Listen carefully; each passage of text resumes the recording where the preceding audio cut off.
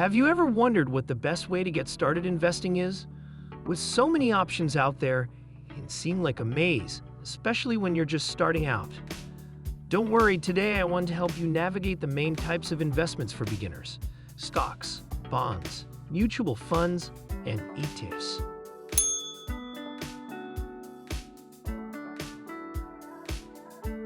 Getting started with investing can seem daunting, but by understanding the differences between the various tools, you can find the one that best suits your needs and goals. Let's start with stocks. Stocks represent a small portion of ownership in a company. When you buy a stock, you become a partial owner of that company. This means you are entitled to a portion of the profits in the form of dividends if the company decides to pay them out. Stocks are known for their volatility. Prices can rise or fall rapidly, which means there is high potential for gains, but also high risk.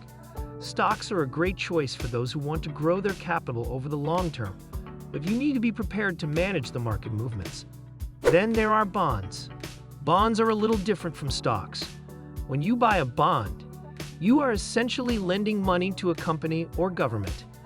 In return, you receive interest on that loan for a certain period of time, and at the end of the deal, you get your original principal back.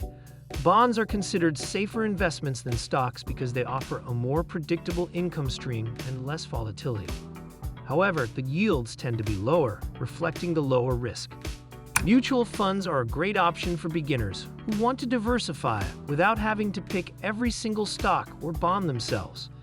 A mutual fund pools the money of many investors and invests it in a variety of stocks, bonds, or other financial instruments.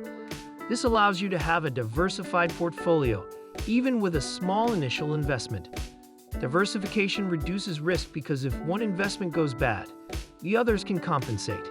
Mutual funds are managed by professionals, which can be a big advantage if you are new to investing. Finally, there are exchange-traded funds, ETFs. ETFs are similar to mutual funds in that they allow you to invest in a basket of stocks or bonds, but they are traded on an exchange just like stocks. This means you can buy and sell ETFs at any time during market hours. ETFs tend to have lower management costs than mutual funds, making them a popular choice among beginners and experienced investors. Additionally, there are ETFs that track specific industries, geographic regions, or entire market indices, giving you the ability to build a portfolio that aligns with your interests and goals. But how do you decide which type of investment is right for you? It depends on a number of factors: your time horizon, your risk tolerance, and your financial goals. If you're looking for long-term growth and are willing to put up with volatility, stocks might be a good choice. If you prefer stability and predictable income, you might prefer bonds.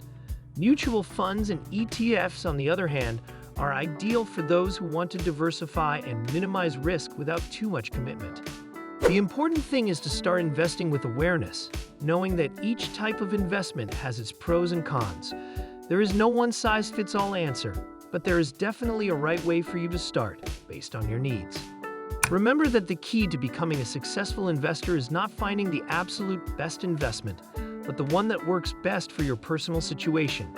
So, have you already thought about which of these types of investments could be your first step? Let me know in the comments. I'm curious to know your point of view and help you get started on this journey.